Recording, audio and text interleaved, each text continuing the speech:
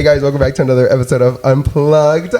I have a special guest here, and I am excited to have Alondra here. She is the best realtor in Houston, Texas. Wait, let me stop you. It's realtor, not realtor. Realtor? It's realtor. Realtor. Fuck. I'm sorry. I mean, people say it differently, but it's actually realtor. Realtor. Bring the mic to your. Oh, my bad. I'm like, what are you pointing at? It's realtor. Not realtor. Realtor. Sorry. Guys, did y'all get that? It's realtor. How was your bachelorette trip? I know that's the first thing I wanted to talk about. Because I mean, I went out there with them and we took pictures. It was spicy. Yeah, it was. They were good pictures though. You got me out of my comfort zone. Your girls especially did too, the girls. I was not expecting all that personal touching and that was girl. They were really good pictures though. Ooh, yeah, they were fire and spicy. No, they were good. They're gonna be. We're planning on doing that. Get like each bridesmaid's gonna give him like a spicy picture throughout the day. You know, like those TikToks I've been sending you. But I also want to do like an album and give it to him. Yeah. That way, like you and the videographer can capture that. Like, should we do it before church or after? Before? No, before. That's crazy. That's crazy. Before yes. For sure. I'm excited. Okay. How did it go? It was. It didn't go as planned. It was fun. Mm-hmm. It was really interesting. That first day started off spicy with the pictures that we took. And then we didn't realize from the window that people could actually see us from the pool. And you guys know what I mean by spicy pictures. Yeah, they seen it all. So one of my friends, she started like showing everything off. Everything. And there was like this like. It's because the view was their pool, like the hotel pool view. Yeah, so everybody could see everything, and so we didn't realize that. Yeah, we didn't realize that. We thought they were like. Why did we think they were blacked out? I don't know. Y'all, all of y'all told me they were blacked out, so I'm like, oh, okay. Yeah, no, they were definitely not. That was crazy. And then like the couple in the pool, the old couple. They had to be swingers. They or something. were swingers, definitely. Like the guy was over there clapping, cheering her on. Yeah, and the wife was just like, keep going. Yeah. I'm like, that's your husband. Exactly. You're like, you better. So you know what they were. Definitely, they weren't hiding that. But I like that y'all had different, y'all's different like outfits. Oh yeah. Y'all did that pretty good. So we did all baby pink. Bathing suit, and I was in white, of course, and then the next day was black. But you were in white. But I was in white. Yeah. So I did white the whole weekend. The whole weekend, yeah. But anyways, going back to that first night, it was really creepy. Let's just say people, I feel like they're on something over there, like down in 6th Street. It's not what we were expecting, like, you know, Washington here. Like there's a mixture of people and they're not really like on something, if you know what I mean. Yeah. But 6th Street, like, it was something else. Well, I already knew and I was expecting that a lot of like the bars people were gonna come out, and like if they see a bride, they're gonna want to like bring them in, like, hey, we'll give you a free shot, come in our bars or something.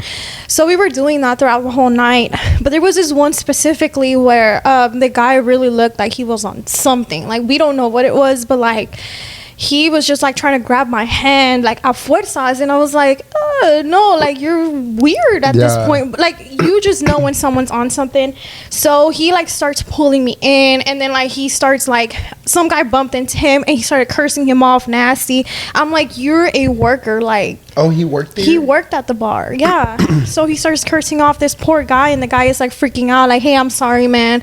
He was not taking the apology lightly at all. So he was just, I'm about to beat you, all that stuff, you know. So we were like, oh no, you can cuss. Okay, I'll beat your ass and all that stuff. So I don't know why I still followed him in there, but he started like folding, like literally folding his body and his he back. Was on something. He was definitely on something, like I like movie type of shit. Like he was folding his whole body. I'm like, he's on The Exorcist. Exactly. No, for real. He starts crawling on the ceiling. Yeah, and I'm looking at my girls and they're all like staring at me like, why are you still following him? So I'm like, oh, I don't know. I mean, free alcohol, so anything for it. Right. So he leads us over to the bar. He climbs up the bar. He grabs the bottle and like puts the bottle inside of like this, like it looks like an actual, you know, but he put the bottle inside of it. So he gets on top of the bar and he opens his legs and puts the bottle right between his legs, trying to make me like kiss it. What? Before I could take a shot, and I'm like, I'm not gonna do that. Like, I'm literally a bride. Okay, I get there's brides that are really, really crazy like that, and that's perfectly fine. I'm not judging that, but that's not you. Me personally, that's not me. First of all, two, like he was on something, so I was already like creeped out. Like that's gross. Three, like, what if there was somebody that knew me? And saw that, they're like, oh shit, like I don't like acting like that. You know, I'll go out and party and stuff, but not to that level. So he was really forcing me to kiss and I'm like, nope, I'm out. We're out. We ran out. We were like, that's when we decided it's time to go back to the hotel. Literally, that killed the whole night. Like for us, we decided to leave. Towards the end? Towards the end already. So we decided to just leave early. We were like, let's just walk back, and so we did. But that was the first day. Then the second day, because we were only there for a weekend. The second day. Oh. Yeah, so that's when it got spicier. Why? So, what happened? I had a PJ night, and I don't know why I keep doing this. I talk with my hands too. I had a PJ night, and apparently my sister asked everybody to get something sexy for me. Oh, a sexy object. Like from a sex store? Yeah. Oh, okay. Yeah. So fun. That first one though. I'm traumatized. This Christian, no? Yes. Yeah, just not expecting that at all. That's crazy. Yeah, that was it. It was a little crazy, but it wasn't all that. It got crazy that last night though, right after PJ night. We were split into rooms. For some reason, they didn't give the other half of the girls the room next to us, which was like we were in a private section of the hotel, and in that private section, it's only the room that we were in, and then the other room across. I don't know if you remember. So it was just those two little rooms, and then the other girls were in the room beneath us because that other room was already booked. It probably wasn't. Well, it was already like 3:30 in the morning, and we were already in bed. Lights were off. It was pitch black in there already. So Kayla was like, hey, did we lock the door? So I'm like, let me go check. So I got up and I checked, the door was unlocked. So I was like, oh shit, like we were really gonna go to sleep like that, you know. But I didn't think there was anybody across from us, you know. So I'm like, whatever, I'll just lock it, you know. I went back to bed, and 20-30 minutes later, like I could not go to sleep. Like I just couldn't fall asleep.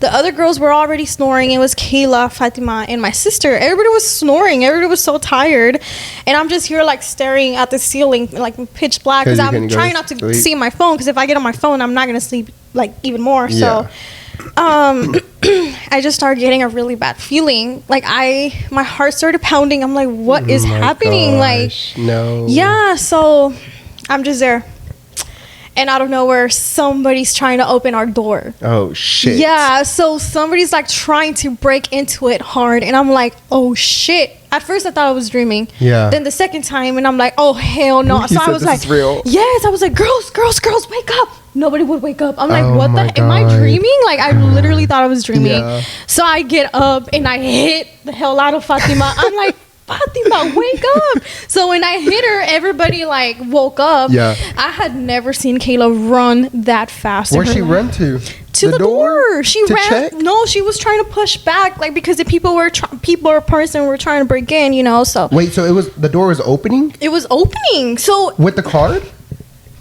Tell me, how is that possible? It either had to be someone from the hotel, or I don't know. What? I don't know what was happening. That's scary. Yeah, I don't know. We were in a luxury hotel. Like, how does that even happen? Exactly. You know, so we're over here like screaming, like all scared. We're at the door. Fatima grabbed like the glass water bottle they gave us. So she grabbed that big bottle and was just ready to like. Were you able to see who it was? No, we didn't want to look through the peephole because we're like, what if they have a gun or something? But fucking shoot us in the eye or something. You never know. Yeah. So we were just very terrified. I whipped out the big one. Not the big one. No, I'm just kidding. Well, I didn't, but I was about to. You said that might scare him. Or he might like it. One of them. He said, I'll give you this if you leave. Yeah, so that... no, I'm just kidding. I didn't whip it out, but I was like, should I? But yeah, like, they ended up leaving. So we waited like 20 seconds to look through the peephole. Yeah, and there was nothing. Nobody. So we opened the door a little bit. We were like, oh my God, let's just pray nobody's like hiding behind the wall to where we can't see them, right? So we opened a little bit. Everything was closed. Like the private door, section door was closed and everything. So I'm like, it had to be the people across, if there's even anybody in there, or somebody from the hotel. It had to have been somebody from the hotel because how did they have your key? Exactly. That worked. Yeah. So I remembered earlier that day, one of the valet guys was like trying to hit on my friend. And so I'm like, okay, what if that guy could have been it? This is when it gets crazy. So my sister calls the front desk through the like hotel room phone or whatever, and she's on the phone with them telling them what just happened, and they're like, oh, we're about to have somebody go up there. We're gonna have security go up there. Security, right? They said security. I'm like, oh, I want like sheriff over here. Right. Like I want something else, you know. Tell me why that valet guy goes up. They sent a valet guy, and they call him a security. Yeah. And he did not give a single damn.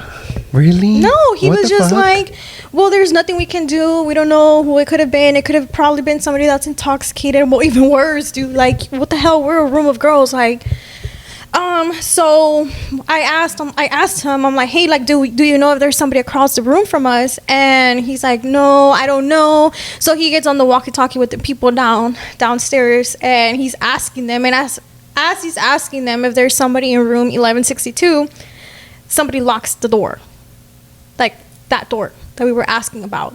So we're like, oh, there is somebody there, and they're watching us complain that about what just happened, and they didn't even mind coming out to ask, or if, because we have a feeling it could have been them too. Yeah. If it was them, how the hell do you not come out and apologize?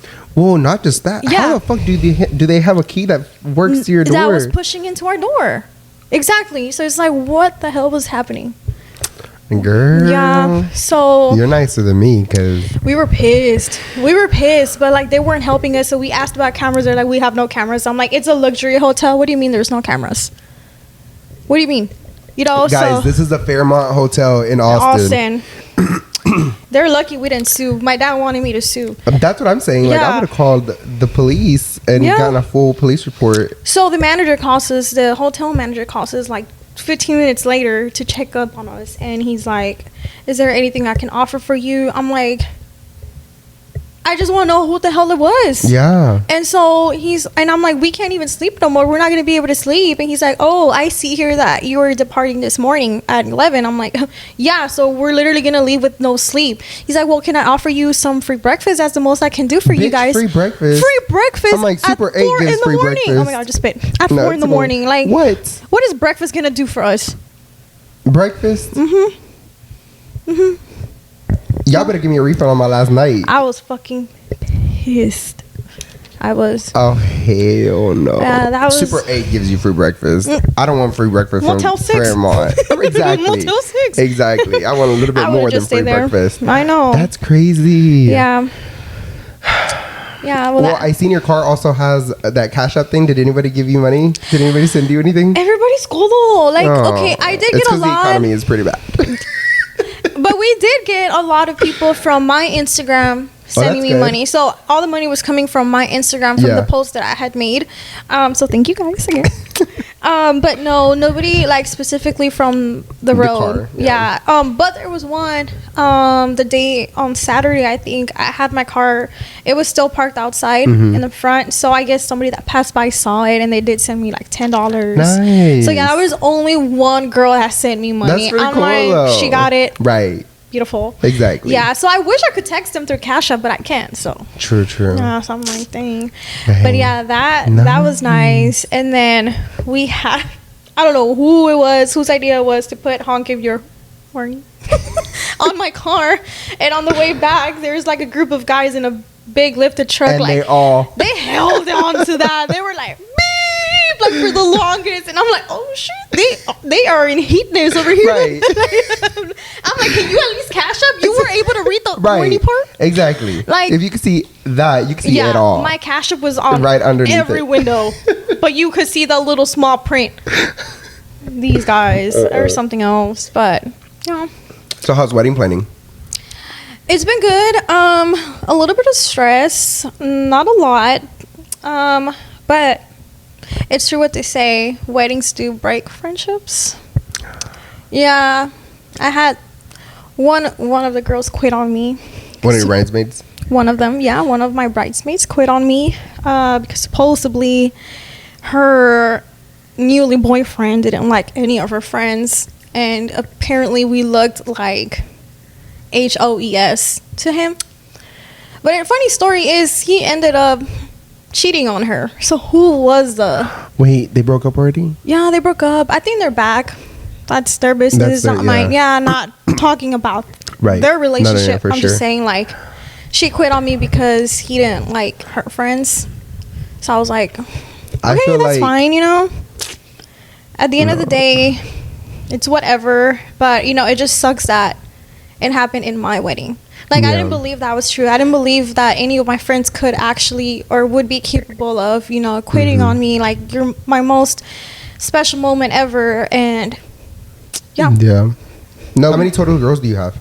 I have 8. I have 8 girls now. Because I had another one that just kind of, like... disappeared? We just, She didn't necessarily quit on me. It was just, like, a misunderstanding. I feel like I had always been there for her, even through her worst moments when nobody was there. Man, I'm not gonna cry. No, I'm not gonna cry. Nope. You said it's too early. Yeah. Wait, hold on. But as far as your wedding goes, did you already make your invitations? Yeah. So I actually made it myself. I was getting quoted like 1,000, 2,000. I'm like, offer it to go to the trash. You're the second person that told me that, because I went to Austin. Yeah. A few weeks ago, and I took pictures of this. Couple. I saw. Yeah. And they were also quoting her almost $2,000 for her invitation. She's making them herself as well. Only for 100 of them. Yeah. I'm like, excuse me, like for half the people to have them on their fridge, and then the other half to throw them away. Yeah. Exactly. Yeah. So I actually made some myself on Canva, and nice. I think I did 150, and then I also ordered the envelopes. I got like a pearl white, and then I just put like a little rhinestone and ribbon on it, like nothing too extra. I'm very like on the cleaner side, minimal. Yeah. So everything for like 150 of them was like no more than $200. Girl, no more than $200. You saved so much money. You bet I did. Yeah, that's crazy. I just saved myself $150. Have you seen that TikTok? No. Oh my god, you have to. Oh my god. But what was I gonna say? And then you just got your dress altered, right? Tailored. Altered? I paused it. I was like, I want to lose weight. Okay. So I'm like, hey, that's good though. I want to lose weight with the alcohol, like right there. Yeah, so I called in. I'm like, hey, you know, I know I just took it in, and I already gave you guys like $600. Can we put a pause on it, please? Yeah. And they're like, yeah, that's totally fine. Yeah. So. Oh, okay, cool. Yeah, I want to try to at least lose like 5 to 10 pounds. How long do they need before your wedding? They only need like 4 to 6 weeks. Oh. So I took it way too early because you know how we planned on having that bridal shoot. True. So I was like, let me take it in now, because I don't know how long it's gonna take, because I went to Montrose, so they're very known, and I'm like, okay, they're probably very like busy and stuff. So I'm like, let me take it in early just in case. But I ended up like, okay, let me hold off. Yeah. Does Christian already have his suit, or what is he wearing? What's his So far, all he has is underwear. All right. Getting somewhere with that. I don't know. I already did my bachelorette trip. We already have. Wait, he hasn't had a bachelor? He doesn't even have a group shot with the guys. Is he not gonna have a bachelor party or a bachelor trip? I don't even know. Oh no. Yeah, he needs to really step it up. I've gotten on his butt. As far as like, what is he gonna wear? What is he planning on? So he is gonna do I think dark jeans with boots, like dark brown boots, and he's doing a white shirt Okay. And okay, the only thing he has actually right now is he just bought it's like a very light beige saco. And he does have his Tejana too. We bought that at Rocca. Nice. Yeah, so that's all he has, the Tejana and the saco. He doesn't have everything else, but well, the jeans are easy to get. Yeah, we're getting somewhere. It's not like you have to wait months for you to receive the wedding dress. You know what I mean? True. Yeah. So it's his not is easier. Yeah, but I wish he was a little more excited about it. I'm sure he's excited. Yeah. But it's just like, I guess they're more like I think that's every guy. every guy. Yeah. They're just. Yeah, he doesn't even have a group chat, so I don't know. Oh my god, he better at least get that going. I know. I mean, it is a little early. It is, but though. I did do my bachelorette a little early because well, it's the summer. It's the summer, So- and I don't want to be so dark for the wedding. True. I did this bachelorette trip early because I do want to have a part 2. Since Oh, I'm not yeah. planning a bridal shower. You're not having a bridal shower? No, so Okay. I do want to keep traveling. My bad. I do want to keep traveling. So I'm trying to do like part 2 in Colorado. Not the ASMR. I know, part 2 in Colorado or something. Okay. Yeah, something different. Nice. Yeah, because everybody just goes to like 6th Street or Miami Yeah. to get drunk. I want to do activities with Like the girls. you actually want to do stuff. Yeah. That would be fun. That's exciting. when would you do that? Like in the cold? Like when it's colder? Yeah, probably like around December or maybe even the first week of January if the girls are here, because you know we're getting married on the 17th. Yeah. So That's yeah, it's pretty close. But hopefully, no, we'll be fine. So, I actually have a few questions for you. We're going to switch it off. We were just talking about her wedding and the bachelorette and life, but now we're going to get into the nitty gritty of your real estate career. Actually, I do want to start off. When did you start? How did you start? Why did you start? What motivated you? Well, can you start with one of them? Just tell me from the beginning. Like, how did you start? When did you start? I started when I was 19. So actually, like, this was not what I wanted to do at the beginning. I wanted to be a dance director. I had already been accepted to Lamar University and all, but my parents are like super Mexican and traditional, so they thought like, no, you're not gonna go. You only want to go to college so that you could take your little boyfriend with you, Right. and party and all that stuff. Like, I'm like, I don't even party like said, "That's that, just but not okay, me." all right. Like, I really wanted to pursue dance, Yeah. but they didn't let me. They didn't believe in it. They believed more in like professionalism, Right. You know, not more of like an activity like that. So they were like, oh, I asked them like, well, what do you want me to do? Like, I've already been accepted. Like, I'm already going, like, signing up and all. Like, what do you want me to do? They're like, no, well, you're gonna do real estate. We want you to do real estate because you know they got screwed over basically Yeah. by the realtor they use. People don't. I mean, it happens a lot where realtors are not really into the business all for like helping people. They're more for like, let The me get money. my check and that's it. I'm dipping out. So I think that's what happened with them. They saw my parents didn't have like socials or anything like that. My parents had the money, but they just didn't have everything else that they needed. So they really did screw them over with like, I think like a 15% interest rate. 15. Is that a lot? That is a lot. Okay. Like right now we're in like in the what? Like, I seen that. You they're just posted dropping. something. They're Yeah, like in yeah. the 6s right now, I believe. Nice. If So I'm you're not looking for a house, mistaken. hit her up. Yes, right here. DM me. Yes. Call me. Yes. All her information is going to be down in the description box below. So yeah, they wanted me to do real estate, and I'm like, okay, like, you're gonna pay for it? And they're like, no, Right. you're gonna pay for it. I'm like, okay, so you want me to pay for something you want me to do? You said you don't want me to go to college, but you still want me to pay for it? Yes, exactly. I'm like, okay, make that make sense, but okay, go off. So I ended up getting hired at Abercrombie at Baybrook Mall. Okay, nice. I hated that job. Okay. The girls that would work there were bullies. Like, no, I don't care if they're seeing this and they say otherwise. They were mean. Like, I don't know if I was weird. Like, I was just trying to fit in. I was just trying to be friendly with everybody. But the girls there, I'm sorry, they were the meanest people ever. Like, it really brought me down a lot. Like, I was Really? going through a lot at that How long point. were you there for? I was there for like, I want to say a couple months, no more than a year. Were you there like while you were doing real estate? Yes, Like, because school? I had to pay for school. Yeah. Yeah, so I ended up getting hired. I got a job, and then I was paying for school. I went to St. Jack, and it only took me one semester. So Yeah, it was just one semester, and then I took like a couple months of a break, so I could like save up more money. Right. And then that's when I decided to take the state and national exam. A lot of the times, most of the times, like 90% of the time, realtors don't pass their state or national The first time? the first time, because it's very tough. Like, it's very tough. And Did you? I did. Yay! I did. Yes. I was like, I almost didn't go take my test. Like, I was not going to show up anymore. Were you like nervous? I was super nervous. I had just gotten in an argument with my parents that morning of the exam. I was like, okay, I'm not even going to go. Like, I already started off my day so bad. Like, I'm in my closet, like, crying on the floor. Sorry. Do you want to take this off? Maybe it's too heavy. No. I'm good. You're good? I'll keep it.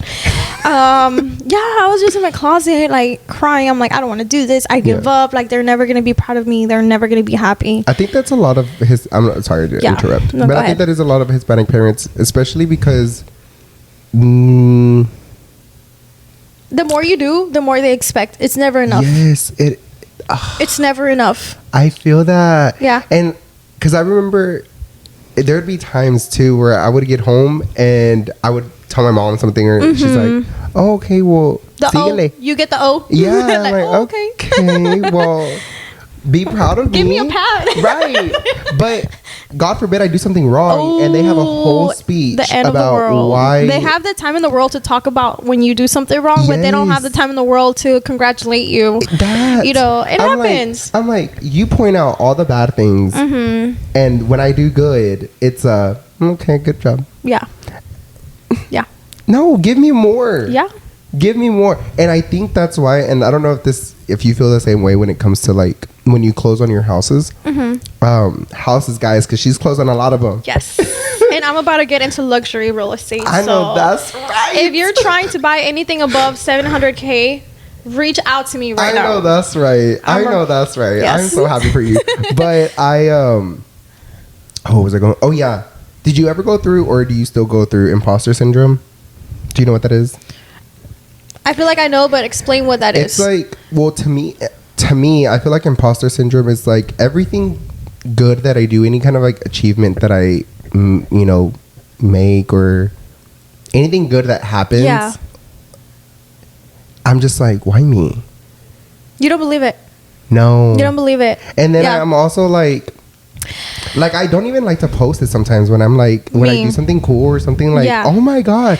I'm just like, I go through that all the time. And I don't like that. And it's because then I see other people that will post stuff, and they'll post like, oh, I just did this, or I just did that. And like, I feel so proud of myself. I'm like, yeah, it's like you're actually feeling happy for yourself, because I'm not when I do something good. Exactly. And it used to happen a lot back then, and it still happens right now. Like, I feel like I've constantly tried to work on my mental health, because like about 2 or 3 years ago, I was very close to some like realtors. I'm not gonna say names. They were like my sisters to me. Like, I really thought they were, and all of a sudden I was ghosted. So I know they were bashing me out there. They were like trying to burn my name out there, and that right there was like extremely painful for me to go through. So I remember I was very depressed for a couple months. Was that towards the beginning of your? Yeah, kind of. It was like 2 years in real estate already. Yeah. So I mean, I was still new basically. 2 years is nothing in real estate. Right. So I remember I stopped doing networking. I started gaining weight. I went from like being like a stick to this right now, and I'm not overweight. I know I'm not, but like, this is the heaviest that I've ever been because of that depression phase that I went through. Real estate it's really tough out there. The people are messy. I bet. People are messy. People will burn you for no reason. Like, it's a constant competition between realtors, like it or not, and it's just sad the way that it is. Yeah. No, and I feel like it's just as far as like the industry goes. Yeah. It's so big but very small at the same time. Oh yeah. Very, you know, small. Everything that everybody does. Exactly. You know who said this, you know what she did, you know what he did, you know everything. Yeah. But anyways, going back to that question, if I ever get like that imposter syndrome, I do get that a lot. Yeah. Because, it's like I have to constantly be guarding my heart from comparison. Because it's real. Same. I used to compare myself a lot when I when I first moved here to Houston. That's when I started knowing a lot of these photographers here in Houston, and it was so hard for me not to compare myself to everybody else. And like, I understand why people are always like, don't compare yourself, but like, it's easier said than done. Yeah, no, it's hard. It's hard because you always want to be the best. Yes. No matter what anybody else is, you want to be the best. You want to be out there. You want to be the best at the end of the day, you know. But yeah, like, whenever I do something good, like, it's hard for me to believe, like, oh shit, I did that. Like, or I just sold an impossible transaction. Yeah, because it happens in real estate. You know, not every transaction is the prettiest. Well, just like the the transaction that you just told me about that took forever. Yes. Like it that, took 2 months. Even that, like, I feel like that's something to be very proud of. It took so long, and you finally got to the finish line. All the tears that were shed. Right. See? All the hair pulling. All the hair that came off. I feel like what has worked for me is, you know, I'm Catholic. So the church that I go to, San Juan Diego in Pasadena, they have this thing called Cerrito. So they have the Virgin Mary. I believe in that. Okay. So I seen you post it. So I constantly have to go there. Nice. Sit down, pray, cry. Do what I gotta do, and that's what heals me, and that's what gives me the strength. Yes, it gives me that strength that I need to, like, okay, everything's gonna be fine, because every time that I do that, everything ends up being fine. See, that's good. And it's like I said, like, I love it whenever my why is this happening to me, God, turns into like, thank you, God. Like, I know now why you were doing it. It made me grow. It gave me more knowledge. Now I know what to do next time something like this happens. You know, and it really hurt me throughout the process, because I'm gonna be very blunt. As a realtor, and probably in every business industry, right? Probably you already go through this. Family will not support you. And I'm not talking about your parents. I'm talking about, like, extended family, like tios, tias, cousins, grandma, whatever, in-laws. Sometimes you know, they're not gonna support you, and that shit is painful. It is so painful to watch how they support others, but they don't support you. And most of the time, I want to think it's because they don't want us to know their financial situation, which I understand. But most of the time, it's the lenders who will see that, not us. We're over here, like, negotiating for you, like, we're connecting you with the lender. We're not I'm not the one that's looking at your credit score or what's in your credit or anything like that. But yeah, like, I keep getting distracted because I get so in the moment. I get triggered because I hate to say this, but I've suffered from it a lot. And it's such a huge battle for me because I take everything to heart. It hurts me, you know, seeing when my family doesn't support me. But yeah, like, this deal that I just closed on took 2 months, and it hurt me so bad because it was the first time that I helped a family member. My cousin Andy, I love you so much for that. I will always be grateful because you were, after 5 years of me being in the real estate industry, I helped my first family member. Oh, that's exciting. Yes, and even though it was hell, it was all okay at the end of the day. Like, we closed. Yes, it was all worth it. So that's our testimony. But family will not support you. So I feel like that's where I started getting into my imposter syndrome, where, like, I don't believe when I do something good because my family doesn't believe I'm doing anything good. You know, so family does play a huge role for sure in your mindset. For sure. And they closed. I would say we closed the day that I left to my bachelorette. So that was tough because it's like we extended our closing, like, I want to say at least 4 times. So I had already booked my bachelorette. Like, no, I was not expecting to close that day. Like, I knew it was gonna close before, but it ended up extending 4 times, and it just sucked that it was a day that I had to leave. So I'm over here calling every single realtor that I know while I'm driving, and I'm over here swerving, and the girls are screaming in the car. Like, I'm sorry, like, this is tough. Like, this is real estate. Welcome to my world. I have to, like, get somebody in that closing room and sit there with my cousin so that he feels okay with signing. He feels comfortable. Like, I don't want him to be there alone. Nobody was able to go. So one of my best friends, Kayla, she was in the back, and I'm like, Kayla, do your thing. Call somebody right now from your office because I can't find anybody. I will pay them. So I ended up paying someone that I don't know to go in there. Hey, at least the job was done. Yes, I know. The job was done. Okay. Yes. And so another question I have for you. Yes. After you started real estate, if you want to answer this, how long before did you sell your first house? It took me I think it was 2 or 3 months to get my first deal. Oh, nice. Yeah, and it was the first offer I submitted, and I got it accepted within 5 minutes. I think they were eager to sell that house because that was Really? crazy. 5 minutes, I got the Were you text. excited? Offer accepted. How did you feel? Dude, oh my god, I can't even. I started, Well, especially too. Yeah. That's your first big check Yeah. too, right? and I was 19.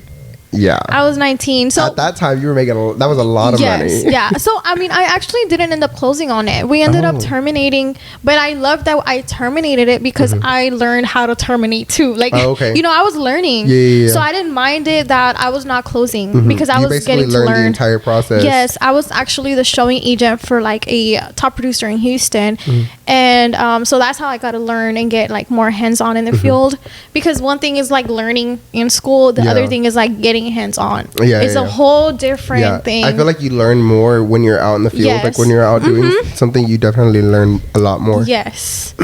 So my first deal, like I promised myself, I told God, like, God, I have to close my first deal before I turn 20 because one day I want to be able to tell my kids, your mom was such a bad bitch. She closed her first real estate transaction her teenage years. Yeah. So guess what happened? What I happened? closed the last day I was 19. No. A day your before birthday? 20. A day before 20. That is how committed I was. That's so cool. And it was a cash deal. It took like a week and a half to close. The smoothest transaction of my entire life. Nice. So I got paid instantly. We closed super fast. And I was 19. The last day I was 19. I was about to like get out of my teenage years and I closed. So that was Okay. God. That's exactly. Because I was doing it for a good reason. Like I want to one day tell my kids, hey, if I was able to do that, you're able to do anything else. Yes, Yeah, exactly. Okay, now I do have a really good question. What did you do with the first check? What did I do? Did you buy anything? Did you like splurge a little bit? I don't remember. You don't remember? No, Oh. I don't remember.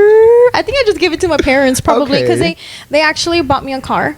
Okay. So okay. that because I didn't have a car, Yeah, so yeah, they yeah. knew I needed a car. Yeah. So I think I just gave it to them. Okay. Yeah. Nice. Hey. Well, basically, you got a car. Yeah, I got a car. It was a car payment. I think my check was probably like around. I think I want to say like 4K. Nice. Yeah, it was a small deal, but 4K was a lot for me then. Like Then- I was 19. Like Yeah. any teenager Well, would be so and- excited for a K. And the economy was a lot better. It was then. COVID area. It was COVID season. Like it was in that time. Wait. Yeah. So we were like, it was a struggle. Damn. It was a struggle because the rates were so low that there was all of these buyers in the market. I just seen a TikTok and they were just saying that how in 2020 they were just putting out offers just like crazy. Yeah, like crazy. Like people were just selling and selling and buying. And people were buying them like, say the house was like put on the market for like 250. They were buying it for like 275, 280, 290 just to beat out all the multiple offers. Yes. So that's whenever like all these prices started going up because of that. Like Yeah. But you know, it was crazy. So that's how I was able to learn fast because it was Yeah. COVID season. So True, we were true, on true, it, true. like on it. Yeah. Are you still with the same broker that you started with? Brokerage that you started with? No. No. So no, that's so funny because I know that this is like a very triggering topic in real estate. When it comes to like switching brokerages, I've actually switched about. She's a whole book. This is my 5th time switching. Okay. But the thing is, I just switched back today to Innova Realty. So I started at Intero. That was up in River Oaks. And then I went to Metro for like a couple months only, not that long. And then I went to Innova Realty. He had just started that brokerage. So I was really excited to be there. And then from Innova, I went to Keller Williams, Houston Central, down here in Edo. And then from Keller Williams, I switched to EXP. And then today I just switched back to Innova. I feel like after all these switches I did, like I was like, okay, now I know where. You know, commission split is insanely less than what I was paying at like Keller Williams and EXP. These are big companies, so their fees and splits are really high compared to like like smaller boutique brokerages. So yeah, I'm like anything to keep more money in my pocket. Right.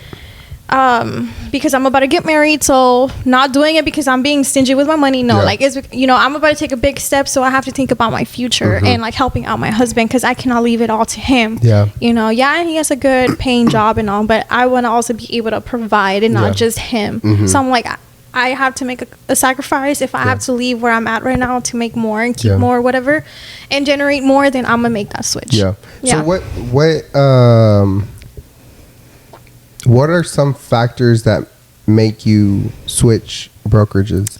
Is it that? Is it the splits? The splits is one of them, but I want to say I wasn't really focusing a lot on the splits back then because I was generating. I was putting in the work. So the more work you put in, the more you're closing on deals, you know. So it really doesn't matter. Plus, it really matters like all the resources that the company is providing you with. The mentorships and stuff. Yes, mentorship, resources, CRM systems, all that stuff really does matter. So, I mean, it's like they say, you get what you pay for. Yeah, no, for sure. At the end of the day. Yeah. So I didn't mind being at those like big companies, but you have to also think about, you know, it doesn't matter where you're at. What matters is the work that you put in. Exactly. So honestly, I was really happy going back to Innova. You know, I know him. I know the broker on a personal level. I know he's gonna have my back because with EXP we didn't have like a face-to-face broker, and that affected me at some point recently when I went through a real tough listing agent that I was like pet naming me. She was looking down on me basically because I was young. She knew I was young, and I want to say racism. It's real. I didn't think it was ever gonna happen to me, but it's real. Like, I'm Hispanic, I'm young. The listing agent was older, a different race, you know, I'm not gonna say, but it happens. They look down on you, they think you're not good enough. So she started naming me. It got to the point where I was even doing her job because she didn't want to do anything for her seller either. Like, I was doing everything and hiding stuff from her seller's disclosure notice about the house. And turns out the whole house was full of mold and stuff like that. Yeah, like not the whole house, but like most of it. Yeah, like water damage everywhere. So that could have gotten her in trouble. So when I figured that out with my inspector, she was like, "Oh shit," basically, you know. So I had to call her supervisor, her broker, let them know what's happening. So that's whenever I realized, I'm like, dang, I need my broker next to me right now. Yeah, right. And I don't have that with for support. EXP. Yeah, like, and for a lot of people it doesn't matter, but for me, like at that moment is when personally I needed my broker next to me. Like, hey, I'm gonna hold your hand. We're gonna do this together. You're gonna be fine. Yeah, for sure. Yeah, someone is gonna fight with me. Yeah, and not just feel like you're by yourself the entire time. Yeah, like I'm paying all these fees and I don't have somebody with me. Exactly. You know, I mean, everyone's just different. Everybody works differently. Everybody has different needs. But for me, that was my case. Yeah. Okay. Yeah. Nice. And then I do want to talk about, because I feel like you're the only realtor. I'm not going to say it wrong this time. Realtor. No. I like what you do for your buyers. Oh, the photo shoot. I do. Yeah. I love, guys. So she does this photo shoot with an amazing photographer as well. Her name is Monica. Yes, Monica Gamble. Yes. But they do this like welcome home lifestyle shoot that they'll do like at their house. Like, I guess once they have like their furniture and everything set up and stuff. Yeah. It's nice. It's so cute. I just wanted to be different. Did you come up with the idea? I came up with that. You know, I'm always coming up with ideas. Like, anything I think about, I reach out to him first. Not even my sister or my fiance. I reach out to him and I'm like, hey, I just came up with this. Like, you down for it? Because I'm down. Like, I'm always down. Yeah. So but I like the idea. Yeah. That's how No, we met through the sold one. No, but I reached out to you because of your post, of that post. I was going through her DMs earlier. Oh, you're right. Yeah, I remember swiping up to your post, and I was like, "Oh my god, I love that you idea." You kidnapped me from Monica. No, I didn't kidnap you. No, just kidding. No. No, I have never taken that job. I'm playing. No, but I will say, I did want to work with you so bad. Whenever I seen that, I was like, I love the idea. I don't want to take your idea, but I was like, if you ever need a photographer, let me use the idea. Yeah. No, but when did you come up with that? How did you come up with that? So I honestly was like, okay, of course, when you want to be known, you have to make. You have to stand out. Yeah, I have to make myself stand out. So I'm like, okay, what's different? So it didn't really take much brainstorming. I was like, oh, okay, closing. What makes a closing special? Like, how can I make it even more special? So most of the time, realtors gift people baskets of like bar soaps, cucharas and stuff like that. But I was like, okay, like the soap, el jabón se lo van a acabar. Right. Like give it a week or something, se lo van a acabar, and I want something that's gonna last. Yeah. So I remember I was in my mom's room and I looked down and I saw her family album and I was like, wait, I could do something like that. Yeah. So I was like, what's gonna last? Pictures. Exactly. Pictures and videos. So I was like, you know what? I can gift them pictures. Exactly. And then that's a really good, I mean, they need pictures to put on their walls in their new house. So that's, I like that. Like I have to make this memorable for them. I work a lot with first time home buyers, so I specialize in that. So I was like, okay, this is their first time buying, first time everything. So I'm like, let me help them remember this moment. So I was like, okay, I'm not gonna give you a basket, because they would look at me and they probably thought I was like, oh, she's not gonna give us anything. Yeah. But then after they signed, I'm like, hey, I know you thought I was not gonna give you anything, but I'm actually gonna gift you guys your very own like photo shoot at your house. So it's however you want to have it. You want to have it in an empty house, we can do that. Or if you want to wait till you like furnish the property, let me know once you're ready. Give me a call and I'm gonna call my photographer. Yeah. And I'm gonna have her go in there and take your pictures and stuff. So the first one turned out so beautiful. When I closed on that first one that I took the pictures for, she was still pregnant. My buyer was still pregnant. Cecilia, if you're watching this, yeah, like she was still pregnant. Aww. So I remember for their final walkthrough before we closed on that house, she sat on the what do you call that, the island. She sat on the island with her belly, and so whenever I told her like, give me a call whenever you're ready, she had already given birth. So that was like, she had to recreate the picture with the baby. That's so cute. Yeah, so that for me was the best timing for me to like gift somebody a photo session, because I don't want to just do like the basket or like the home sign, like the whenever you close on the house, I don't know if you've seen how like they put home with like balloons. Yes. I don't want to just do that. Like I wanted something more intimate for something them. That they're gonna be able to keep forever and like. Yeah, I didn't want to be in every single one of their pictures, because this is their moment, not mine. So I was like, I'm gonna give you your moment, your space and everything. So the photographer's gonna be the only one in there. Yeah. So that was just so beautiful, like the baby there, and then like all the little feet, and then like the key, like the baby, like the key, like on top of the baby and stuff. Like it was so cute. Yeah. Nice. I just wanted to be different. No, and that's a good. I like that. Yeah. I like that because I don't know any other realtor that. I don't think so. I haven't seen anybody. And if anybody does it, they copied me. Yeah, if anybody does it, they copied her. Because guys, this is how. Do you want to tell them how we met? You can tell them. I feel like I'm talking a lot. It's your turn. Let's hear this. Well, this is your podcast today. Go. But okay, so I remember. Well, again, I slid through her DMs because of the pictures that you were doing with your buyers, and so I remember you after that, because I told you, I was like, if you ever need a photographer, hit me up. And then you hit me up with this crazy idea, guys. I had just moved to Houston, maybe that same year, because we met in 2021, right? Yeah, it was 2021. I want to say, 2021 or 2022, because I was Miss Pasadena Latina in 2022. So I think it was 2022. Remember we took pictures with my sash as well? Oh yeah. So it's 2022? Yeah. Okay. So in 2022, Let me double check.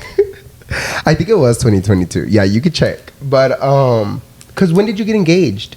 2023. So then it was 2022. You don't even Yeah. have to check. It was 2022.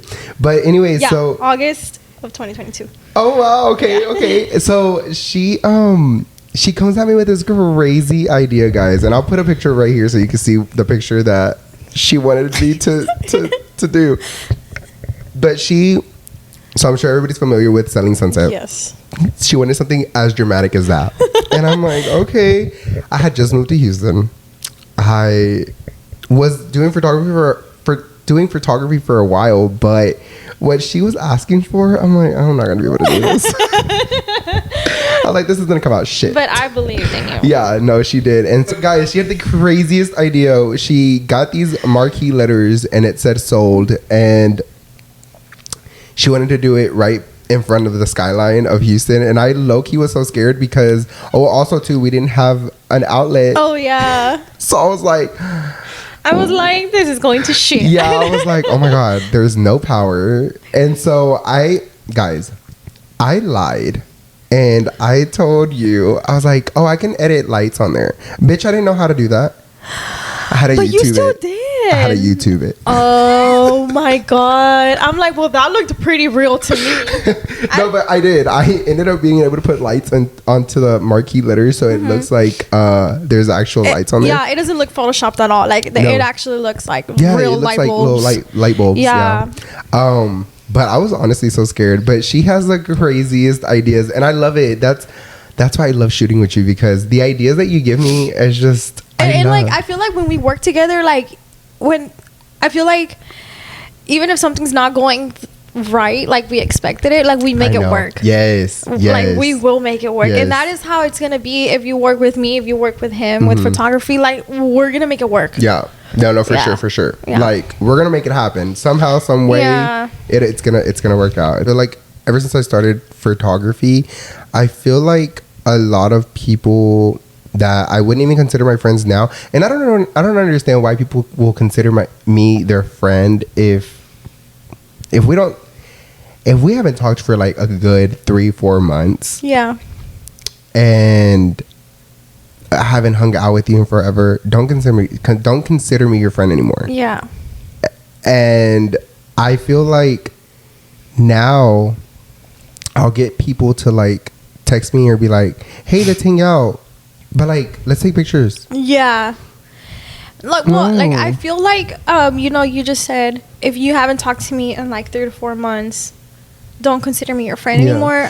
I feel like it depends. I was just gonna say, because there's low maintenance friendships. That, and I love those. I have a lot of low maintenance friendships. For mine, I would say it's Josie.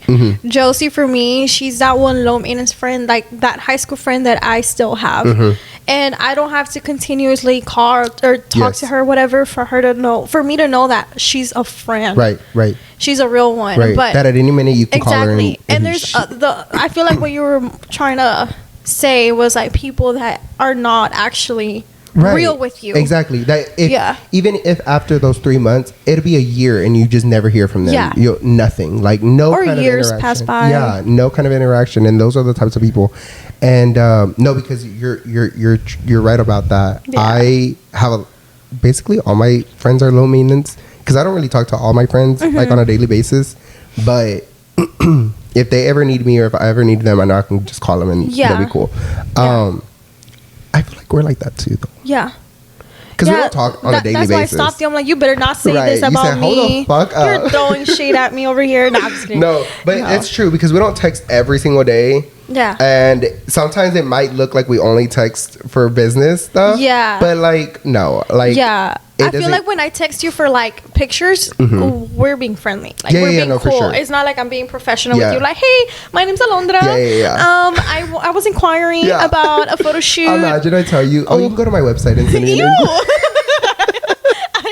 I can't imagine that anymore. I will be like, what the fuck? You said, hold the fuck up.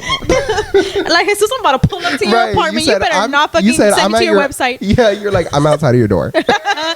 bitch, open up Right. right fucking now. No, for real. No, but I will. And then you were just telling me too about when you just first got engaged. Oh my god. Yeah, my phone was flooded with text messages from people that Like, when's your have wedding? not even hearted my post or anything or commented in months to years. But all of a sudden, they're excited for me. When's the wedding and all this kind of like they think I don't know. Yeah. And the thing about me is I am not stupid. Yeah. But I'm still gonna be nice. Yeah. You know, like you want to talk to me. I'm not gonna be the bad person. Yeah. I'll give you some advice though. Yeah. Don't invite anybody that you don't want at your wedding. Yeah. I've been told. Yeah. I've been told, and it's hard. It's Yeah. so hard because like I don't like being mean. I don't like to be the person that I was bullied. Yeah. I was physically bullied as well. I know all Elementary about that. school. My first episode was about bullying. So Yeah. So a lot of people are like, oh, everybody gets bullied at some point. Yeah, I fucking get that. But like, you haven't been bullied enough, I want to say. It sounds bad. To the point where like you're actually traumatized and like, you don't want to be that person. Yeah. Because if you were bullied and you're doing the exact same thing now at this age, at this year already, like you weren't, it sounds bad, but you weren't bullied bad enough. Right. Because Like, if you're doing the same thing, why Exactly. Like if you got bullied and then you're at this age and you're bullying other people, Yeah. why would you want to be like those people? Yeah. No. And there's different types of bullying. Yeah, for sure. Negative comments. I just had one like 2 nights ago. You get negative comments? I just got my first one 2 nights ago on my Facebook post where I was introducing my friend Daniela to like real estate.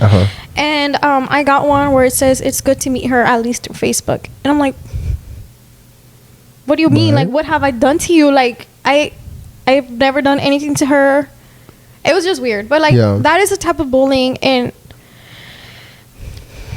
I'm not gonna talk more. I know I was wanting to, but honestly, I'm not that type of person, and that's where I'm going to. You see, like I went through so much that I'm not gonna be that person. But like, if you literally have nothing nice to say, don't fucking say it. Even if you hate that person with all your guts, just know that one day somebody could do the same to you, and you're not gonna like it. Yeah. So if you don't like the person, take them off. There's no need to be negative, to hate on somebody else's success or whatever. You don't like somebody, take him off. They annoy you, take him off. Like, stop it. Like, it takes one kind person a day to change the world. Yep. You know, but what are you gonna do? No, but the reason I told you not to invite somebody that you don't want at your wedding for sure is because you don't want to look back at those pictures and you're like, oh, why was she there? I wish I didn't. Yeah. Don't do it just to keep the peace, because whose peace are you keeping? Them. Yeah, not yours. Oh my god. So whoever doesn't get invited to the wedding, fuck you. No, I'm kidding. Jesus Christ. God. Oh my god. You see, if you don't get invited, it's because he didn't let me invite you. Guys, I'm telling y'all, this podcast is gonna get me in trouble. I talk so much shit. It's okay. And I wanted to talk my shit, and I can't. I know. I can't. I'm really trying, but I can't. The entire what?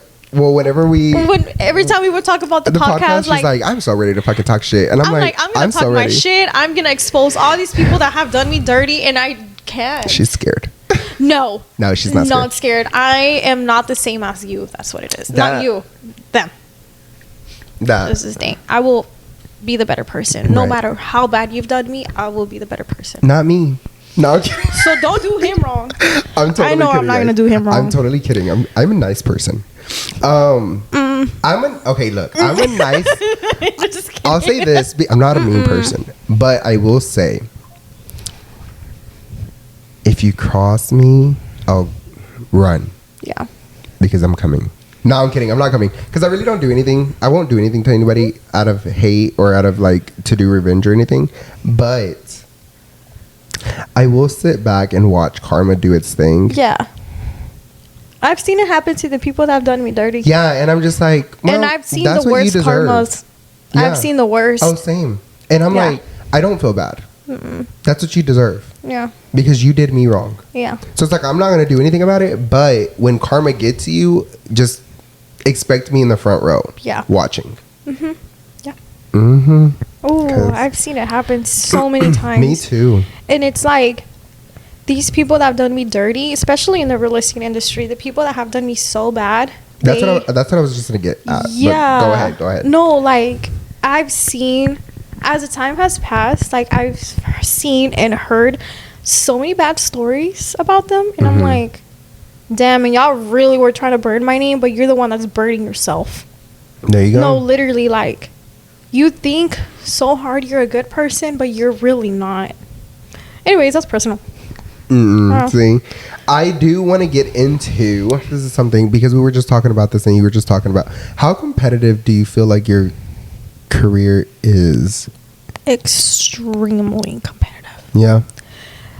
It's like I was telling you earlier, like, I have to constantly be guarding my heart from comparison. And you know what helped me out a lot? Being in Miss Texas Latina, the pageant. When I was Miss Pasadena Latina in 2022, that was very hard because we're all competing. We're all women, first of all. Like, when you are competing against a girl and multiple girls, that shit is hard as hell because there's a lot of beautiful bodies out there, a lot of beautiful faces, and beautiful careers they have going on.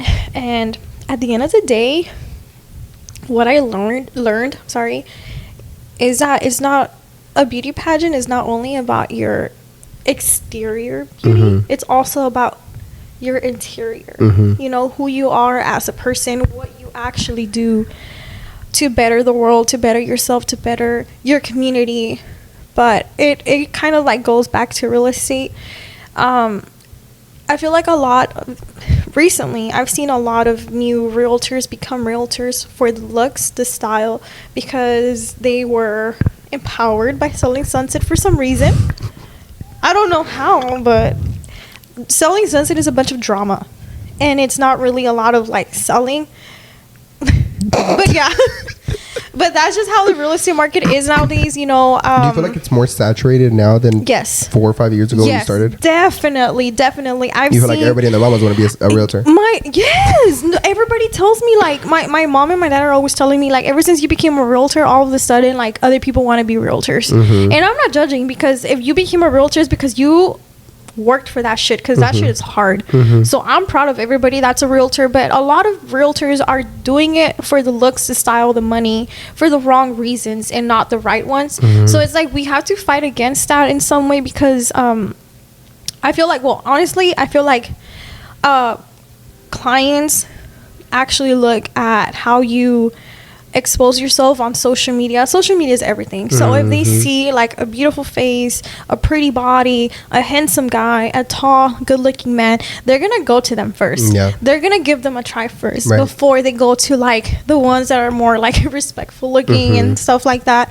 So I feel like that's a topic that's not really touched, but it's real, because every time I have a conversation with a realtor, it's the same thing. We think the same, but it's not talked about because we're so afraid of like, oh, like, you're overlooking it. You know, you're thinking of it the wrong way. But it's not. Like, it's real. Like, people are doing it for the looks, you know, and it's not fair, because there's a lot of realtors out here that are actually working their ass off, and they have good reasons to do this, but they're giving, I don't want to say the wrong people a chance, but what I've noticed a lot of these times when people come to me, they actually went to other realtors first, and realtors that I know are good looking, or they have more of a platform or stuff like that. They go to them first. It doesn't turn out the way they thought it was, and then they come to me or other realtors. I feel like, well, me looking from the outside in, now that you just said that, I feel like you said, a lot of people do it for the looks, and if they have a platform on social media. So like you said, somebody from the public is going to go to them because the following that they have, or how they look, or things like that. And then they get with them, and they can't even get through a transaction. They can't sell a house. They can't buy the house. Or they don't actually work directly with the agent. That too. And I'm saying that because there's a lot of agents that I know. That outsource. I'm going to be straight up with y'all. Straight the fuck up. I'm going to be. a lot of people, a lot of business people that you see out there that have a big following, most of it are bought because they have personally told me to. So you're like, don't believe everything you see on social media. I know that's right. Don't believe it, because a lot of the times they are buying these followers to grow their platform, because the more followers you get, the more people are going to want to follow you. So half of these followers are bought. Oh, look. And it's not real. That is so true. And I'm about to call somebody out. I seen this. Actually, I'm not going to call out the name of the place. I was like, don't do it, because I'm in here. No, it has nothing to do with real estate. No, I know, but I think I'm part of it. I'm part of the beef. I used to work as a dental assistant, and so there's this dentist that I noticed that buys his followers and buys his likes. Oh yeah, and I noticed it because. And I worked with him. He's not a good dentist. You see, like, we know, and I hate it when I know who has a tail to bite on, and people go to them. And I hate to see when that happens. I hate it so bad, because it's like, dude, you're putting yourself at risk. Mm-hmm. And I'm specifically talking about the real estate industry, because he's asking about, like, the real estate industry. Like, how is it with the whole comparison thing in the real estate industry? That's what I'm talking about. But it's honestly a general thing. Like, it's going to be in every business. Oh, for sure.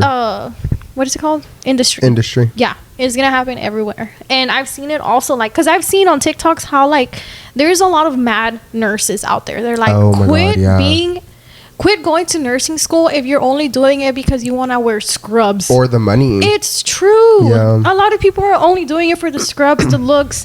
They want to sit at a front desk. Or no, guys, like, do what you love to do, because you like to do it. Yeah, do it with a passion. Exactly. You know, don't do it for the looks, because it's at the end of the day, it's gonna take you to misery, like it or not, because it's not what you like to do. Exactly. You see, like, you're gonna realize that you came into it for the wrong reasons, and then anything you get into, anything you put yourself into, you're gonna have to invest. Yes. And real estate is the same thing. Like, in photography, I bet you have to invest a lot in your cameras and speakers, equipment, all that stuff. And it's the same thing in real estate. Like, we have to invest into, like, videos and photography, ads, things photography. Like, I invest a lot.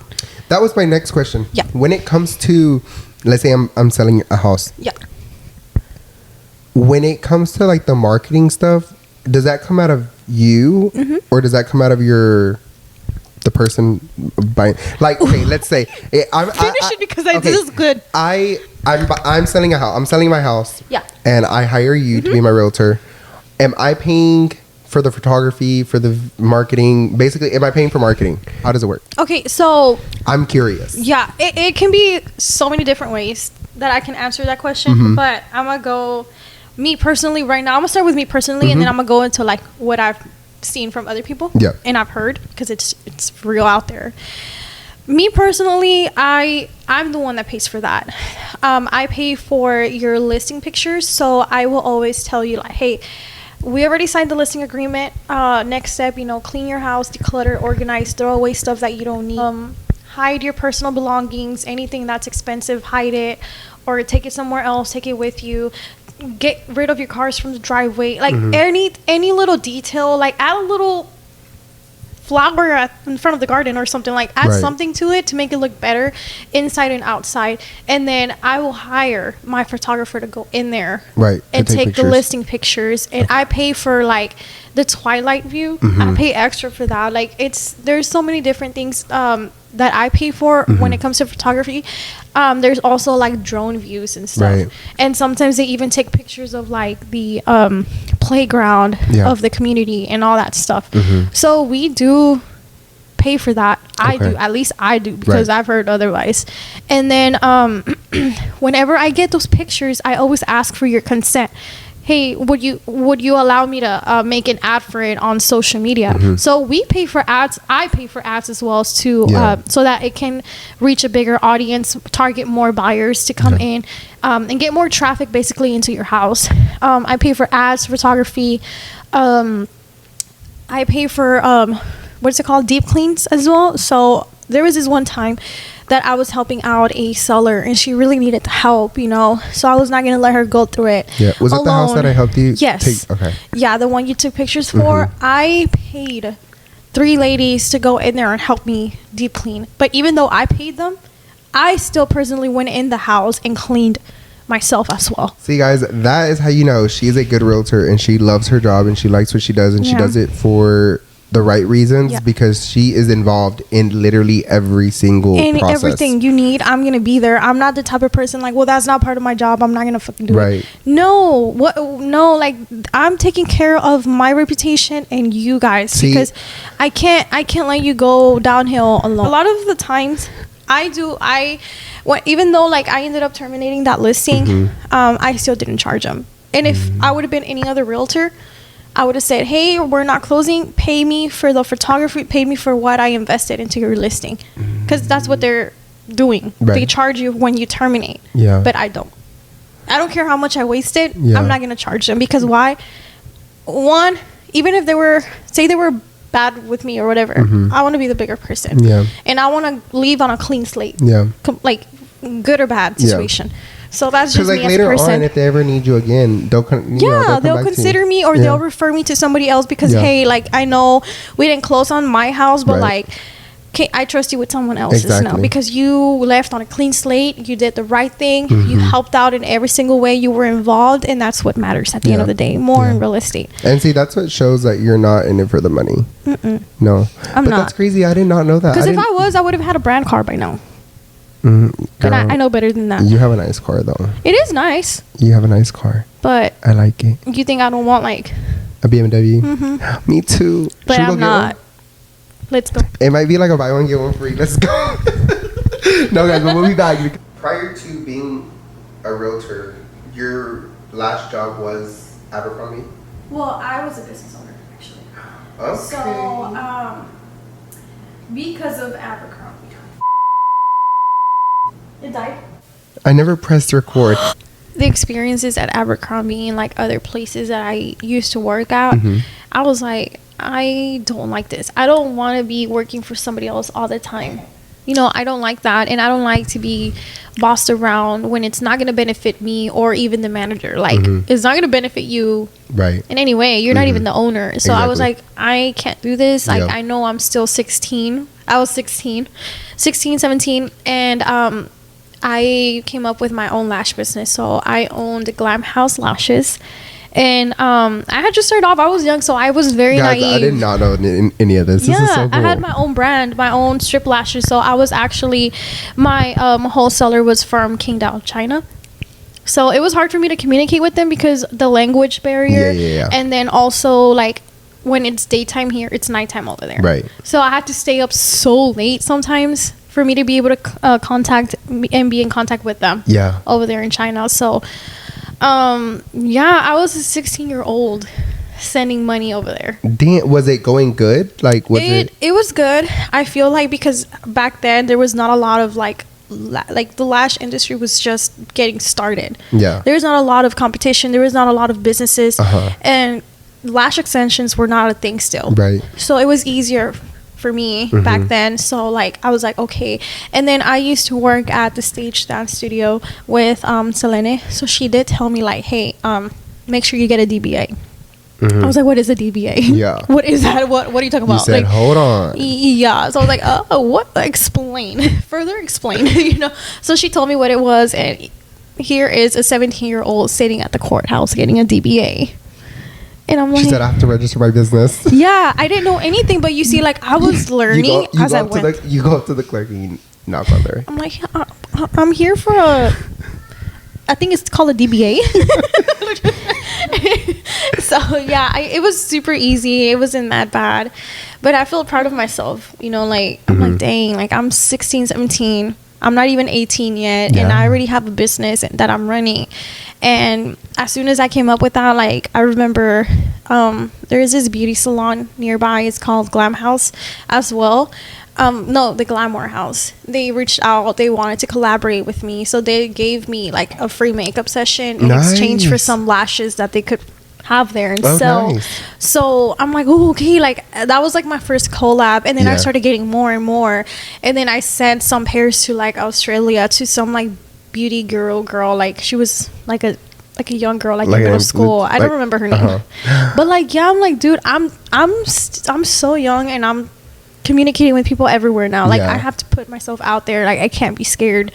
So yeah, I was a business owner, and like ever since I became a real estate agent, I stopped it. I was like, I want to focus on real estate. Yeah. But yeah, like I know I had just started like the entrepreneurial life. Yeah. So I'm like, I know I can do it. Yeah. I know I can continue. Getting more into that. Do you feel like being a business owner, being an entrepreneur is the hardest thing you've ever done? It's been hard, but I love it. Oh, same. So it's not, I wouldn't trade it for the world. I wouldn't trade it for I don't anything think else. I don't think I could go back to A 9 to 5? like a 9 to 5. I could if it's necessary, if it's like I need to do it for the sake of like my financial situations or whatever, but I don't think I could. Like, I love being in business. I just gotta say this real quick. It's so crazy. I just had like an outer body experience right now. What? We're entrepreneurs. I'm like, It's I know this. Like, what? But it's just crazy. Yeah. These are the things that I'm talking about. Like where I get imposter syndrome, where I'm just yeah. wow. Yeah. The more you talk about Yeah. it, like into existence, it's like, oh shit. Wait, I am. I am what I'm talking about. Exactly. I don't know. I just had okay. But I will say, it is one of the hardest things I've ever done. Because I feel like you have to.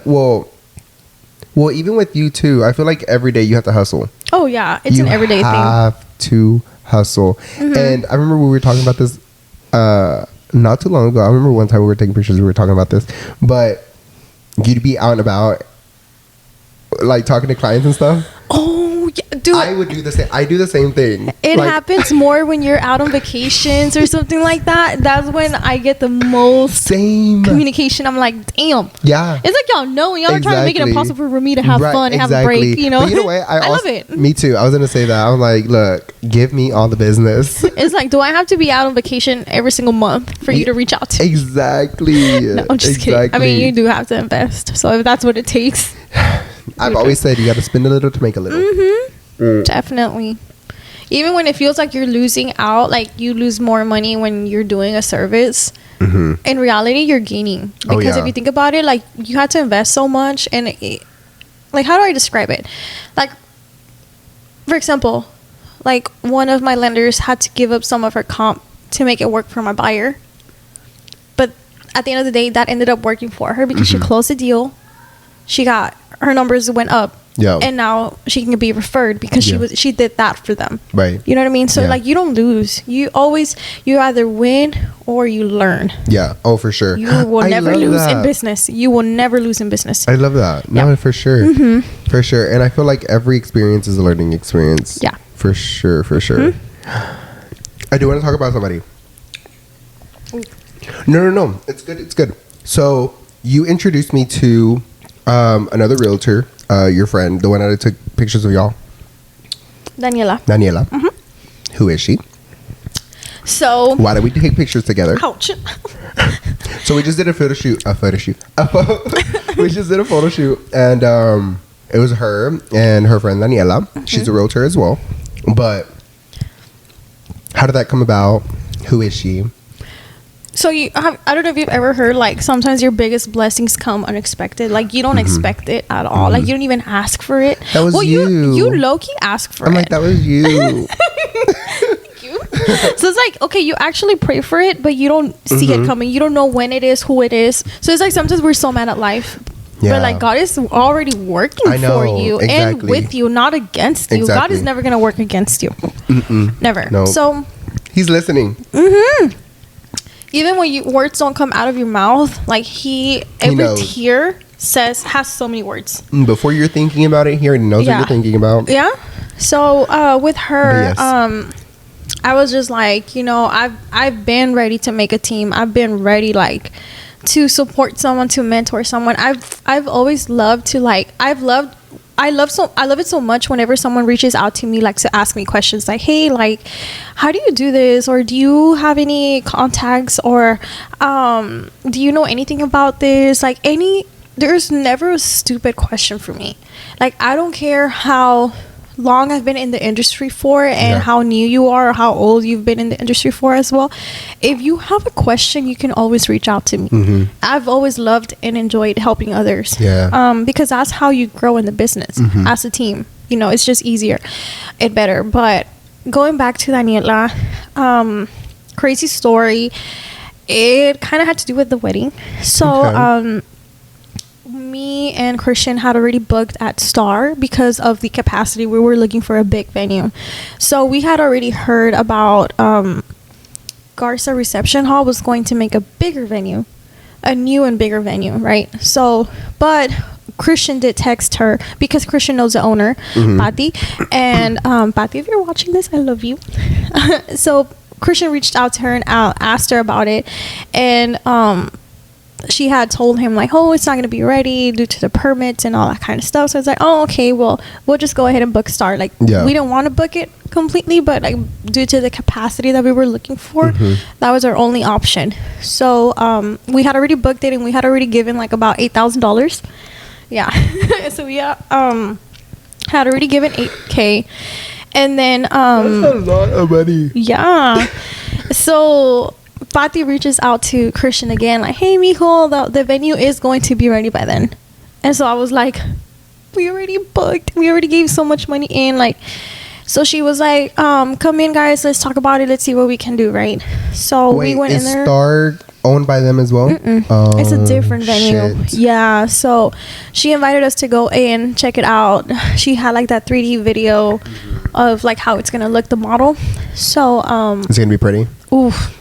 Really? Speechless about it. Speechless. I'm excited. I'm so excited for this venue. It's just beautiful and stunning. But yeah, so we went in there. We took our contract that we had with Star, and it wasn't very, very clear. So it did take us a long time for all of us in there to like try to get a loophole out of it. Yeah, it's like, what does this mean? You know? So it turns out that we didn't get our money back, but we're going to get our money back the week after the event date that we had booked for. So we're not going to get it back till after January 17. The deposit stays, but we get everything else. So we're going to get back about like $7K. Oh, the deposit was only $1,000? Yeah. So we're going to get back $7K after the wedding. And that's in y'all's contract? Yeah. Yeah, it was in there. So I'm like, that's fine. We'll cancel if we're going to get the money. It's in the contract. Where is the contract? You better find that contract, girl. Oh my God. Because when that day comes, you better go get your money. Anyways, yeah. So we ended up going to, we booked with them with Garza Reception. Nice. But it's not going to be called Garza. It's going to be called Chartres by Garza's. Okay. So we booked there and all. And then a few days later, I guess I had mentioned to her I was a realtor, or maybe like me adding her on Facebook, she saw that I was a realtor. I think that's how it happened. So one day I was having dinner with one of my bridesmaids. That's when I had proposed to her, with Kayla actually. And she messaged me. She was like, hey, mija, mira que eres realtor y pues mi hija también es, y quería ver si están ocupando, dónde estás tú, and stuff like that. So she invited me out to have lunch with them so I could meet Daniela. Like, Daniela, I think I had already known her from Yes Prep, but like she was in a level below me, so I didn't know her. You know what I mean? But I knew who she was. So we ended up meeting there. We talked.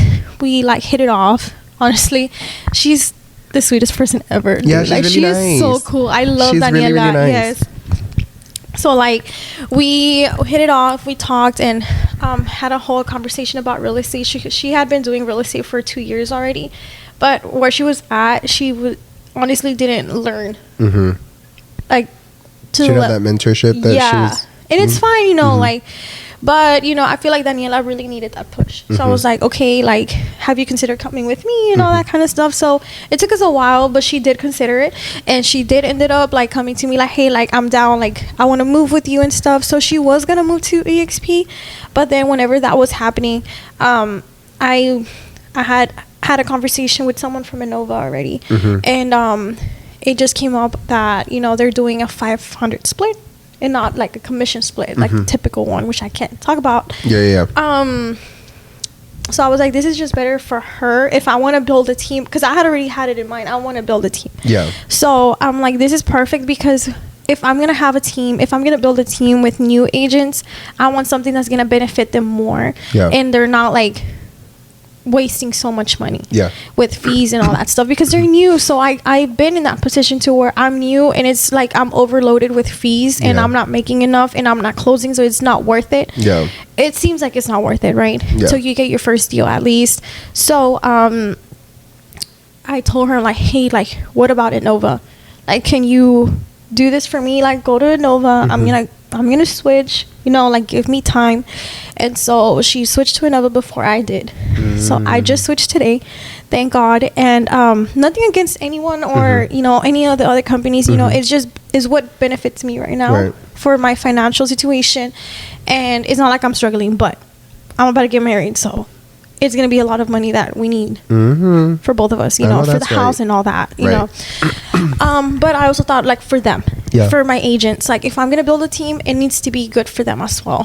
So that's how it just came into play. Like, it happened out of nowhere. God knew I wanted to build a team, and he brought the right people, because Daniela, like, anything I tell her, she's like, okay. Like, she believes in me. She supports me. She believes in me. And that's, like, that plays the biggest role in as a business owner. But it also sounds like she wants to learn, so. She does. And I'm all here for it. Like, anything she has She's to motivated. know. Yes. And, like, I've taken her to do showings with me. I took her to a closing with me.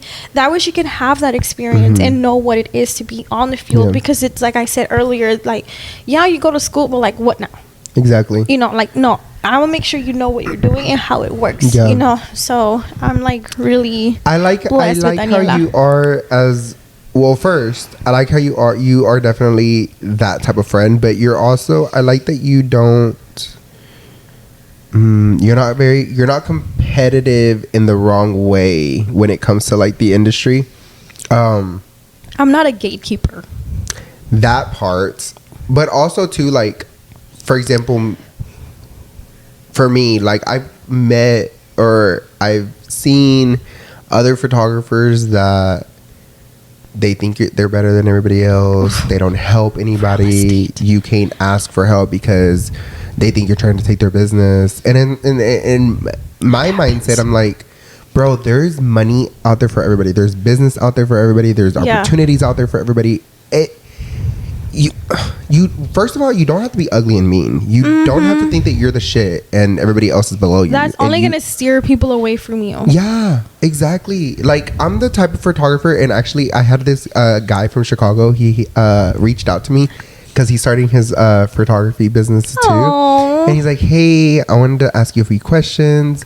Well, he actually asked me the questions through text, but I was like, let me give him some better. So I told him, I was like, hey, if you want, we could FaceTime one day and I can, like, answer all your questions you had. We literally were on the phone for, like, almost 3 hours. God damn. Yeah, but I'm just like, again, I'm not gonna gatekeep anything, and it's like, and I've told Daniela, you don't even have to ask me, girl. Like, and I've told other people, like, if you want to take an idea, take it. I'm not a hater. I am not a gatekeeper, because at the end of the day, like, that's how the platforms work. Like, like all these TikTok dances that go viral, they go viral because one does it and then everybody else follows it. It's a copy and paste thing. Dude, it doesn't freaking matter. Like, use the ideas. You know, that's what we post them to. I'm not like that. I'm not a hater. The only thing I will say, don't come for my clients.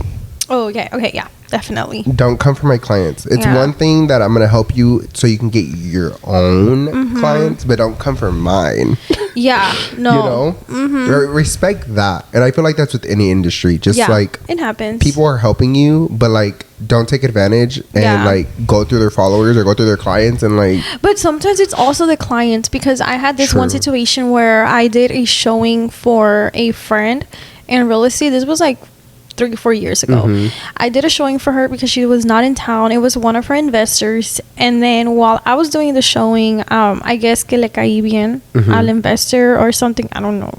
I don't want to think wrong, but he started asking for my information. He's like, do you have a business card? Like, I want to see your contact information for, like, future work or whatever. And I'm like, I don't have a business card, but just reach out to the realtor, to the one I'm helping today, covering for today, and just let her know if you have any questions or any future work or whatever. Like, you can reach out to her. Because I was not about to. You respect the business. Yes, there's a boundary. Business. Like, I'm there because she trusted me enough. Exactly. So why the hell would I try to take her client? Yes, that is not right. Because at the end of the day, if I'm being greedy like that, it's gonna come back to me. Exactly. And I wouldn't like if that happened to me, where like I trust somebody to go show one of my clients, and then like they take them from me because they're greedy, even though the client was the one that asked first. Right. Doesn't matter the situation. Like, it's not right. Right. Yeah. So now that you actually have Daniela on your team, how big do you want your team to be? Like, what's your goal? What is a team for? Okay, so this is the thing about me having a team. Okay, so teams the way they work is you build a team to where you're helping agents. You bring them under you.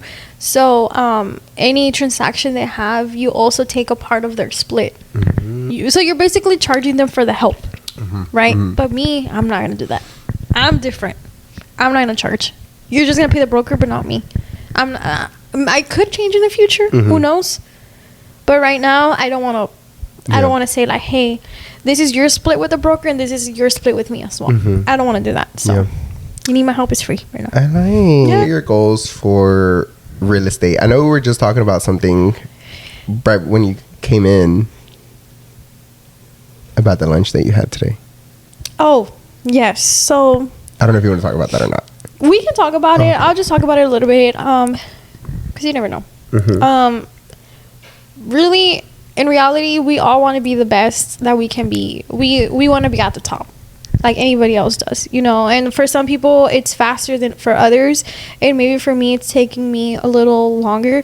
But I feel like I said earlier, God knows when, how, with who. He knows everything already. He has it planned out for each one of us already. And for me, I feel like it's coming soon already because for a while I've been wanting to get into luxury real estate, not just like, you know, anything below like 300s or something like that, but I want to be above 700k. That's where like luxury starts. So I know a lot of people don't believe in me. They don't believe that I'm capable of that because I'm experiencing it right now with someone, and that shit hit deep.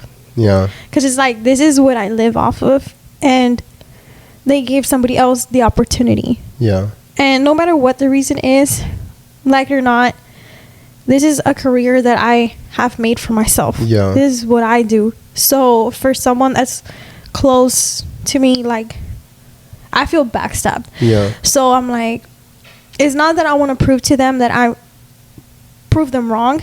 I have to prove myself, like, okay, is that the way people are perceiving me? Like, you know, so no, I'm not. It's not that I care, but at the same time, you do care a little bit. Yeah. It's like, I want to be up there. Yeah. I want to get to the top. Girl, you're going to. Yeah, and I have a feeling it's coming because there's so many things that are just popping out of nowhere. And it's like, okay, God, what are you doing? What are you doing? Like, you're bringing everything together. I'm seeing it now. I'm seeing your image. I'm scared, you know, and I feel like I'm scared, but in a good way. Like, okay, bring it in. I'll take it in, you know, no matter how hard it gets, I'm gonna do it. But today I did have a breakfast meeting with a lender that works a lot with top producers that do a lot of luxury real estate. And so he was actually like, he had been asking me like multiple times, like, hey, like, let's plan for lunch or breakfast or something.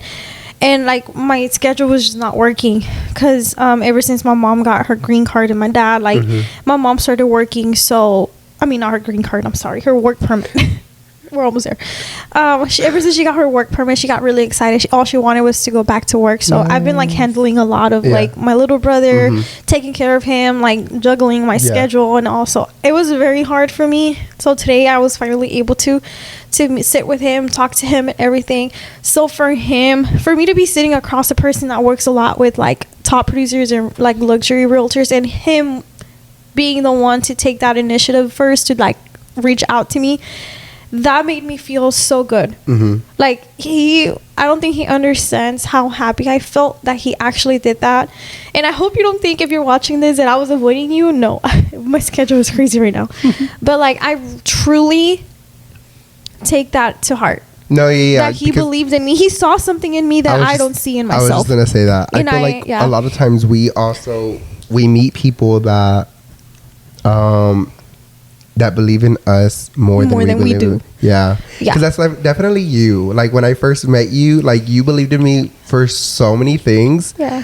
And I'm like why are you believing in me? Like tell me. How like bro, what? Yeah. Like no, so yeah, I definitely get it. Like I feel like a lot of people believe in us more than we believe in ourselves. Because I did ask him. Sí le pregunté. I was like, hey, like I've done it before and I'm the type of person that I love feedback. Like tell me what you see in me. Tell me what I need to work on. Tell me something. Give me feedback. Yeah. Because I'm going to work on that. Yeah. Because you're up there and you're very good at what you do. So I want you to tell me. Yeah. And I'm not the person that's going to sit here and be like, don't tell me what I got to do. Yeah, no. The way that you're going to grow is by taking that good and bad criticism. And it's true. A lot of people don't want to learn, but it's also good to learn because, like you said, that's where I feel like that's where the success comes in. Starts coming. Is whenever you start learning, you start evolving, and you have to be open-minded that, like in photography, people have different styles. Yes, and you wanna and like you and for example, the photographers that don't want to work with him or whatever. They need to be open-minded and understand that people are looking for different styles. And the more styles that you can provide, they're going to come to you because if you're only sticking to one specific style, they're not going to come to you because maybe they don't like your style. So they're not going to come. So you want to expand. And that's having, again, an entrepreneurial mind. You need to be open-minded, expand, evolve. Yes, exactly. You have to evolve because the world changes. Adapt. Adapt. Yeah, adapt to every change in the industry. That's the word I was looking for. Adapting because things are changing. Yeah, trends are changing. Trends, like things like that. Remember the 2000s like backgrounds? Yeah, those were a thing, and they're coming back now. So like people didn't know how to do those. No. I mean, they don't know how to do those right now, and they're still learning. You and Christian should do a 2000s. We should do that. I want to do it at the movies too. Oh yeah, where we met. I mean, we're gonna do that for the wedding. Yeah. Guys, I'm their wedding photographer. No, but okay, so to wrap it up, because I do want to ask a question though. When you are a realtor, I was gonna say it wrong. Realtor? When you are a realtor? When you're a realtor. No, I'm kidding. When you're a realtor, can you can sell and buy all over Texas or just your city? Okay, so I'm with the Houston Association of Realtors. I'm able to sell in San Antonio because now they connected the associations now, the systems. So now I'm able to sell in San Antonio without having to register in that city because for example, the company I just moved back to with Innova Realty, they just got registered with Austin. So now I can sell in Austin. Nice. Yeah, in Austin too. And they're also registered at the Valley. Nice. So now we can also sell over there. You see, like it really matters where you're at. That's good. Yeah. Because now you can expand. Exactly. Okay. Well, we're about to wrap this podcast up. Where can they find you? On Instagram is Alondra_Lara with double A at the end. TikTok is Alondra Lara Realtor. And Facebook is just Alondra Lara. Nice. Just look for the girl with the Astros jersey. Oh, yeah. You took that picture? Yes, I remember. Yeah, so I think that's my profile picture everywhere. Yes. Yeah. Nice. Okay, guys. Well, I hope y'all enjoyed this week's podcast. I know this is a little longer video, but long. Guys, it was fun. It was going to definitely have you back for sure. Okay, guys, I hope y'all enjoyed this week's podcast, and I will catch y'all next week. Bye, guys. Bye.